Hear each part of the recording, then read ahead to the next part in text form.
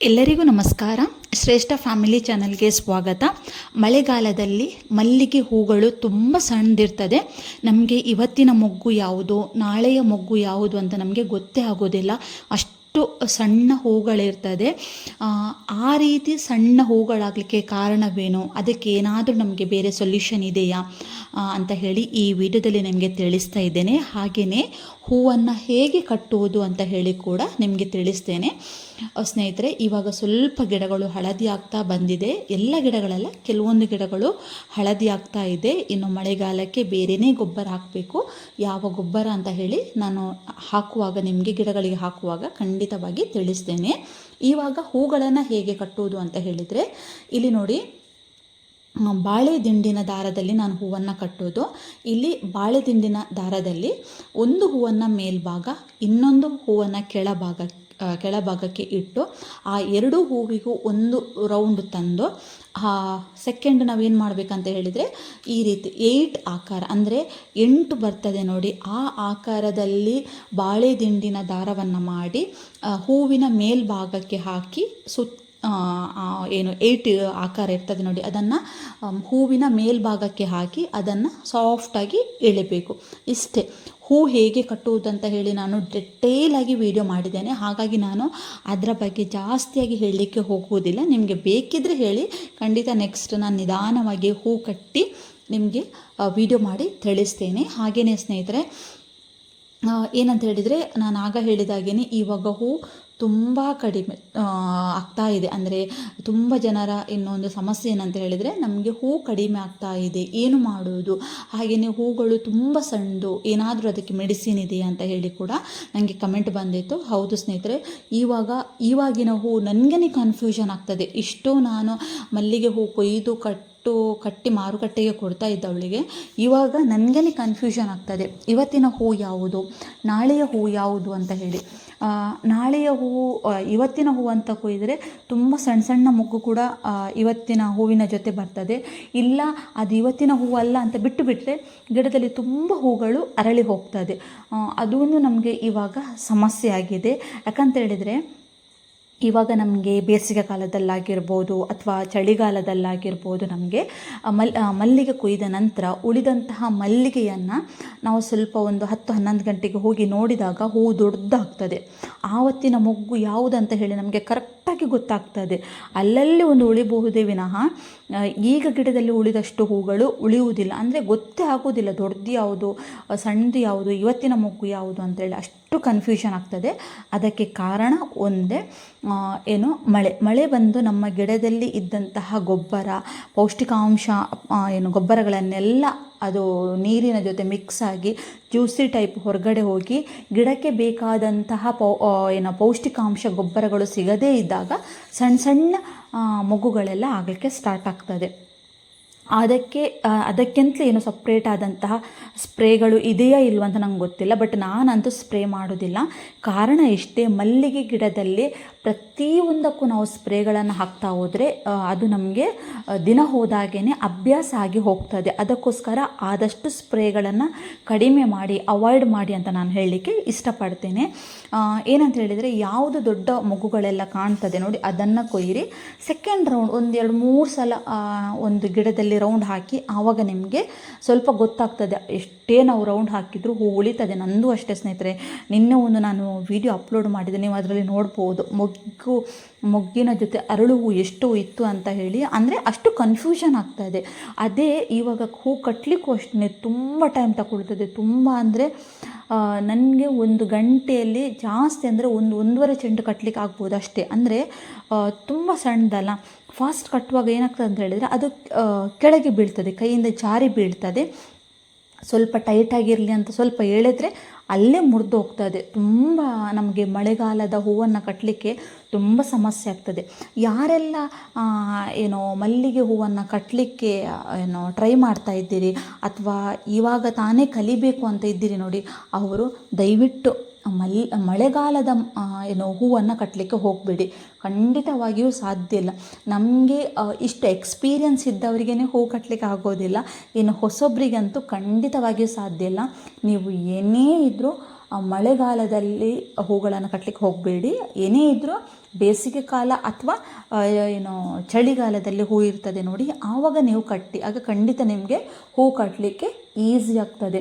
ನನಗೆ ಎಲ್ಲಿವರೆಗೆ ಅಂತ ಹೇಳಿದರೆ ಹೂ ಕಟ್ಟಲಿಕ್ಕೂ ಕಷ್ಟ ಆಗ್ತದೆ, ಅದನ್ನು ಫೋಲ್ಡ್ ಮಾಡಲಿಕ್ಕೂ ಕಷ್ಟ ಆಗ್ತದೆ. ಅಂದರೆ ಅದು ತುಂಬ ಸಣ್ಣದಿರೋದ್ರಿಂದ ಹೂಗಳ ಮಧ್ಯ ಏನು ಅಷ್ಟು ಅಗಲ ಇರೋದಿಲ್ಲ. ಅಂದರೆ ನಾವಿವಾಗ ಒಂದು ಲೈನೆಲ್ಲ ಮಾಡ್ತೇವೆ ನೋಡಿ, ಒಂದು ಸುತ್ತು ಎರಡು ಸುತ್ತು ಅಂತ ಹೇಳಿ, ಒಂದಕ್ಕೊಂದು ಅಗಲ ಇರ್ತದೆ, ಒಂದು ಎಷ್ಟೇ ಇಂಚದ ಅಗಲ ಇರ್ತದೆ.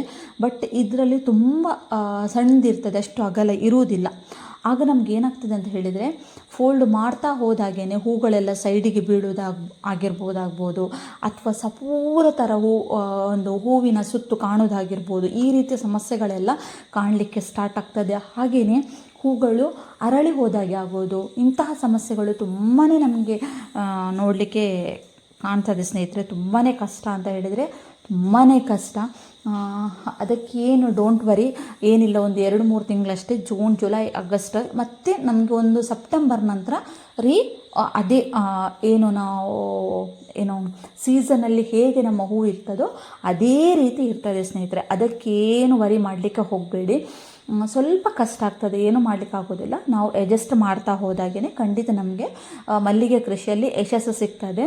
ಅದಲ್ಲದೆ ನನಗೆ ನಿನ್ನೆವರೆಗೆ ಅರೌಂಡ್ 1.5 ಅಟ್ಟಿ ಮಲ್ಲಿಗೆ ಕಂಟಿನ್ಯೂಸ್ಲಿ, ಒಂದು 6 ಚೆಂಡು, 7 ಚೆಂಡು, 8 ಚೆಂಡು ಇದೇ ಲೈನಲ್ಲಿತ್ತು. ಬಟ್ ಇವತ್ತು ನನಗೆ 1 ಅಟ್ಟಿ ಮಲ್ಲಿಗೆ. ಆದರೆ ಕಳೆದ ವಾರ ಎಲ್ಲ ಏನೂ ಮಲ್ಲಿಗೆಗೆ ರೇಟ್ ಇರಲಿಲ್ಲ. ಎಲ್ಲಿವರೆಗೆ ಬಂದಿತ್ತು ಅಂತ ಹೇಳಿದರೆ ಅಟ್ಟಿಗೆ 240 ರೂಪಾಯಿ. ತುಂಬ ಬೇಜಾರಂತ ಅನ್ನಿಸ್ತಾ ಇತ್ತು. ಅಂದರೆ ನನಗೆ ಆ ಸಂದರ್ಭದಲ್ಲಿ 2 ಅಟ್ಟಿ ಮಲ್ಲಿಗೆ ಇತ್ತು. 2 ಅಟ್ಟಿ ಮಲ್ಲಿಗೆಯನ್ನು ನಾನು 500 ರೂಪಾಯಿಗೆ ಕೊಟ್ಟದ್ದು ಉಂಟು. ಅಂದರೆ ಏನು ಮಾಡಲಿಕ್ಕಾಗೋದಿಲ್ಲ, ನಾವು ಆ ಹೂವನ್ನು ಮನೆಯಲ್ಲಿಟ್ಟು ಏನು ಮಾಡೋದಲ್ವಾ. ಅದಕ್ಕೋಸ್ಕರ ನಾನು ಕೊಡ್ತಾಯಿದ್ದೆ, ಹೂ ಕಟ್ಟಿ ಕೊಡ್ತಾಯಿದ್ದೆ. ನನಗೆ ಆ ರೇಟ್ ಬರುವಾಗ ನನ್ನ ಹೂ ಕಟ್ಟಿ ಆಗ್ತಾಯಿತ್ತು. ಬಟ್ ನಿನ್ನೆ, ಮೊನ್ನೆ, ಇವತ್ತು ಈ 3 ದಿನ ಉಂಟಲ್ಲ, ನನಗೆ ಅದು ತುಂಬ ಸಿಕ್ಕಾಪಟ್ಟೆ ಖುಷಿಯಾಗಿದೆ. ಮೊನ್ನೆ 540 ರೂಪಾಯಿ ಇತ್ತು, ನಿನ್ನೆ 570 ಇತ್ತು. ಬಟ್ ಇವತ್ತು ಡಬ್ಬಲ್ 1050 ರೂಪಾಯಿ ಬಂದಿದೆ. ನೋಡಿ ಅಂತೂ ತುಂಬಾ ಖುಷಿಯಾಯಿತು. ಬಟ್ ಒಂದು ಸೈಡು ತುಂಬ ಬೇಜಾರಾಯಿತು. ಅಂದರೆ ನಿನ್ನೆವರೆಗೆ ನನಗೆ 1.5 ಅಟ್ಟಿ ತನಕ ಮಲ್ಲಿಗೆ ಇತ್ತು. ಬಟ್ ಸಡನ್ನಾಗಿ ಇವತ್ತು ನನಗೆ ಕಡಿಮೆ ಆಯಿತು. ಅಂದರೆ 1 ಅಟ್ಟಿ ಮಾತ್ರ ಮಲ್ಲಿಗೆ ಇದ್ದದ್ದು. ರೇಟ್ ನೋಡಿದಾಗ ಒಂಚೂರು ಬೇಜಾರಾಯಿತು. ಹೂ ಇರುವಾಗ ರೇಟ್ ಇರಲಿಲ್ಲ, ರೇಟ್ ಇರುವಾಗ ಹೂ ಇರಲಿಲ್ಲ ಅಂತ. ಅದೇ ಅಲ್ವಾ ನಮಗೆ ಮಲ್ಲಿಗೆ ಕೃಷಿಯಲ್ಲಿ ಒಂದು ಮ್ಯಾಜಿಕ್ ಅಂತಲೇ ಹೇಳಬಹುದು. ಅಂದರೆ ನೋಡಿ, ಇವಾಗ ನೋಡಿ, ನಾನು 2 ಅಟ್ಟಿ ಅಂದರೆ ಸುಮಾರು 8 ಚೆಂಡು ಹೂವನ್ನು 500 ರೂಪಾಯಿಗೆ ಕೊಟ್ಟಿದ್ದೆ. ಬಟ್ ಇಲ್ಲಿ ನಾನು 4 ಚೆಂಡು ಹೂವನ್ನು 1000 ರೂಪಾಯಿಗೆ ಕೊಟ್ಟಿದ್ದೇನೆ. ನೋಡಿ ಎಲ್ಲಿಂದ ಎಲ್ಲಿಗೆ ಬಂತು ಅಂತ ಹೇಳಿ. ಬಟ್ ನನಗೆ ಸೀಸನ್ ಟೈಮಲ್ಲಿ ಒಳ್ಳೆ ರೇಟ್ ಸಿಕ್ಕಿದೆ, ಅದು ಬೇರೆ ವಿಷಯ. ಬಟ್ ನಾನೀಗ ಮಳೆಗಾಲದ್ದು ಮಾತಾಡೋದು. ಆದರೂ ಒಂದು ಕಡೆ ತುಂಬ ಖುಷಿ ಇತ್ತು. ಅಂದರೆ 1 ಅಟ್ಟಿ ಕಟ್ಟಲಿಕ್ಕೆ ಅಷ್ಟು ತುಂಬ ಟೈಮ್ ಏನು ತಗೊಳ್ಳೋದಿಲ್ಲ, ಬೇಗ ಕಟ್ಟಿ ಮಾರುಕಟ್ಟೆಗೆ ಕೊಟ್ಟು ಸ್ವಲ್ಪ ರೆಸ್ಟ್ ಮಾಡ್ಬೋದು. ಅದು ಒಂದು ನನಗೆ ಖುಷಿ. ನಾನೀಗ ಅನ್ನಿಸ್ತಾ ಉಂಟು ನನಗೆ ಇನ್ನು 1 ಅಟ್ಟಿ ಆದ್ರೇ ಸಾಕು ಅಂತ. ಯಾಕಂತ ಹೇಳಿದರೆ ನನಗೆ ಹೂ ಕಟ್ಟಿ ಉಂಟಲ್ಲ, ಈಗ ಸ್ವಲ್ಪ ರೆಸ್ಟ್ ಬೇಕು ಅಂತ ಅನ್ನಿಸ್ತಾ ಉಂಟು. ಬಟ್ ರೇಟ್ ನೋಡುವಾಗ ಬೇಡ, ಹೂ ಇರಲಿ ಅಂತ ಆಗ್ತದೆ. ಬಟ್ ಏನು ಮಾಡಲಿಕ್ಕಾಗೋದಿಲ್ಲ, ಬಂದದ್ದನ್ನು ನಾವು ಸ್ವೀಕರಿಸ್ತಾ ಹೋಗಲೇಬೇಕು ಸ್ನೇಹಿತರೆ. ನಾನು ಆಗ ಹೇಳಿದಾಗೇ ಮಲ್ಲಿಗೆ ಗಿಡ ಹಳದಿ ಆಗ್ತಾ ಉಂಟು. ನಾನು ಒಂದು ವಿಡಿಯೋದಲ್ಲಿ ಒಂದು ವಾರದ ಹಿಂದೆ ನಾನೊಂದು ವಿಡಿಯೋ ಅಪ್ಲೋಡ್ ಮಾಡಿದ್ದೆ. ನನ್ನ ಮಲ್ಲಿಗೆಯ ಗಿಡದ ಎಲೆಗಳು ಹಳದಿಯಾಗಿ, ಎಲೆಗಳು ಉದುರಿ, ಗೆಲ್ಲುಗಳು ಒಣಗ್ತಾ ಇದೆ ಅಂತ ಹೇಳಿ ನಾನು ಒಂದು ವಿಡಿಯೋ ಮಾಡಿದ್ದೆ. ಏನದಕ್ಕೆ ಮಾಡಬೇಕು ಅಂತ ಕೂಡ ನಾನು ಅದರ ಬಗ್ಗೆ ಡಿಟೇಲಾಗಿ ವಿಡಿಯೋ ಮಾಡಿದ್ದೆ ಸ್ನೇಹಿತರೆ. ಬಟ್ ಆ ನಂತರ ಅಂತಹ ಸಮಸ್ಯೆ ನನ್ನ ಗಿಡದಲ್ಲಿ ಇಲ್ಲ. ಆದರೆ ನನಗೆ ಒಬ್ಬರು ತುಂಬ ಕೃಷಿಯಲ್ಲಿ ಎಕ್ಸ್ಪರ್ಟ್ ಇರುವವರ ಹತ್ರ ನಾನು ಅದರ ಬಗ್ಗೆ ಸ್ವಲ್ಪ ಕೇಳಿದೆ. ಅದಕ್ಕೆ ಅವರು ಹೇಳಿದರು, ಇಲ್ಲ ಅದೇನಂತ ಹೇಳಿದರೆ ಒಂದು ಆ ಗೆಲ್ಲನ್ನು ಸಾಯಿಸುವಂಥದ್ದೇ ಒಂದು ಹುಳ ಎಲ್ಲ ನಮ್ಮ ಮಣ್ಣಿನ ಜೊತೆ ಮಿಕ್ಸ್ ಆಗಿರ್ತದೆ. ಅದಕ್ಕೋಸ್ಕರ ನಾವು ಫಂಗಿಸೈಡನ್ನು ಸ್ಪ್ರೇ ಮಾಡಲೇಬೇಕು ಅಂತ ಹೇಳಿದರು. ಬಟ್ ನನಗೆ ಅದನ್ನು ಕೊಟ್ಟಿದ್ದಾರೆ ನನಗೆ, ನಾನು ಅದನ್ನು ತಂದಿದ್ದೇನೆ. ನೆಕ್ಸ್ಟ್ ನನ್ನ ಗಿಡಗಳಿಗೆ ಹಾಕುವಾಗ ಹೇಗೆ ಹಾಕಬೇಕು ಅಂತ ಹೇಳಿ ನಾನು ಅದನ್ನು ವಿಡಿಯೋ ಮಾಡಿ ತಿಳಿಸ್ತೇನೆ. ಯಾಕಂತ ಹೇಳಿದರೆ ಅವರು ಹೇಳಿದರು, ಇವಾಗ ಅದು ನಿಮ್ಮ ಮೆಥಡ್ ತುಂಬ ಚೆನ್ನಾಗಿದೆ. ಆದರೆ ಮಣ್ಣಿನ ಜೊತೆ ಅದು ಜೀವಂತವಾಗಿದ್ದಲ್ಲಿ ಅದು ಬೇರೆ ಗಿಡದ ಗೆಲ್ಲುಗಳನ್ನು ಕೂಡ ಅದೇ ರೀತಿ ಸಾಯಿಸ್ತದೆ. ಆಗ ನಿಮ್ಮ ಬೇರೆ ಗಿಡಗಳು ಕೂಡ ಡ್ಯಾಮೇಜ್ ಆಗ್ತದೆ. ಅದು ಒಂದು ಗಿಡದಿಂದ ಒಂದು ಗಿಡಕ್ಕೆ ಹರಡುವಂತಹ ರೋಗ ಅಲ್ಲ, ಅದು ನಿಮ್ಮ ಮಣ್ಣಿನ ಜೊತೆ ಮಿಕ್ಸ್ ಇದ್ದರೆ ಆ ರೀತಿಯ ಸಮಸ್ಯೆ ಕಂಡು ಬರ್ತದೆ. ಅದಕ್ಕೋಸ್ಕರ ನೀವು ಗಿಡದ ಬುಡಕ್ಕೆ ಫಂಗಿಸೈಡನ್ನು ನೀವು ಹಾಕಲೇಬೇಕಾಗ್ತದೆ ಅಂತ ಹೇಳಿದರು. ಸೊ ನಾನು ತಂದಿದ್ದೇನೆ. ನೆಕ್ಸ್ಟ್ ಅದರದ್ದೊಂದು ವಿಡಿಯೋ ನಾನು ಖಂಡಿತ ಒಂದು ಸ್ವಲ್ಪ ಮಳೆ ಕಡಿಮೆ ಆಗಲಿ, ಇವತ್ತು ತುಂಬ ಮಳೆ ಇತ್ತು ಹಾಗಾಗಿ ನಾನು ಹಾಕಲಿಲ್ಲ. ಸ್ವಲ್ಪ ಮಳೆ ಕಡಿಮೆ ಆಗಲಿ, ಮಳೆ ಕಡಿಮೆ ಆದಾಗ ನಾನು ಅದನ್ನು ಹೇಗೆ ಹಾಕಬೇಕು, ಯಾವ ರೀತಿ ಅದನ್ನೆಲ್ಲ ಏನೆಲ್ಲ ಮಾಡಲಿಕ್ಕೆ ಉಂಟು ಅದಕ್ಕೆಲ್ಲ ಸುಮಾರು ಹೇಳಿದ್ದಾರೆ. ಹೇಗೆಲ್ಲ ಮಾಡಬೇಕು, ಹೇಗೆ ಗಿಡಗಳಿಗೆ ಹಾಕಬೇಕು, ಅದರಿಂದ ನಮ್ಮ ಗಿಡಗಳಿಗೆ ಏನೆಲ್ಲ ಪ್ರಯೋಜನ ಇದೆ ಇನ್ ಡಿಟೇಲ್ ಆಗಿ ನಾನು ನಿಮಗೆ ವಿಡಿಯೋ ಮಾಡಿ ತಿಳಿಸ್ತೇನೆ. ಹಾಗೆಯೇ ಅದು ಮಳೆ ಇರುವಾಗಲೇ ಹಾಕಬೇಕು ಅಂತ ಹೇಳಿದರು. ಮಳೆ ಅಂದರೆ ತೀರಾ ಮಳೆ ಬಂದರೂ ಏನು ಪ್ರಾಬ್ಲಮ್ ಇಲ್ಲ ಅಂತ ಹೇಳಿದರು. ಆದರೆ ನನಗೆ ವಿಡಿಯೋ ಮಾಡಲಿಕ್ಕೆ ಕಷ್ಟ ಆಗ್ತದೆ ಅಂತ ಹೇಳಿ ನಾನು ಇವತ್ತು ಹಾಕಲಿಲ್ಲ. ಯಾಕಂತ ಹೇಳಿದರೆ ಸಿಕ್ಕಾಪಟ್ಟೆ ಮಳೆ ಬರ್ತಾ ಇದೆ. ಒಂದು ವೇಳೆ ಹಾಗೂ ಮಳೆ ಬರ್ತಾ ಇದೆ ಅನ್ನುವಾಗಿದ್ದರೆ ನನ್ನ ಗಿಡಗಳಿಗೆ ಹಾಕ್ತೇನೆ. ಹೇಗೆ ಹಾಕಬೇಕು ಅಂತ ಹೇಳಿ ನಾನೊಂದು ಆ ಥರ ಫೋಟೋ ತೆಗೆದು ನಿಮಗೆ ಡಿಟೇಲ್ ಆಗಿ ತಿಳಿಸ್ತೇನೆ.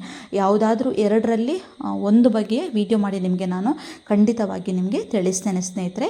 ಐ ಹೋಪ್ ನಿಮಗೆ ನಾನು ಮಾಡಿದ ವಿಡಿಯೋ ಇಷ್ಟ ಆಗಿದೆ ಅಂತ ನಾನು ಭಾವಿಸ್ತೇನೆ. ಎಲ್ರಿಗೂ ಒಳ್ಳೆಯದಾಗಲಿ. ನನ್ನ ಚಾನಲನ್ನು ಸಬ್ಸ್ಕ್ರೈಬ್ ಮಾಡಿ, ಲೈಕ್ ಮಾಡಿ, ಶೇರ್ ಮಾಡಿ.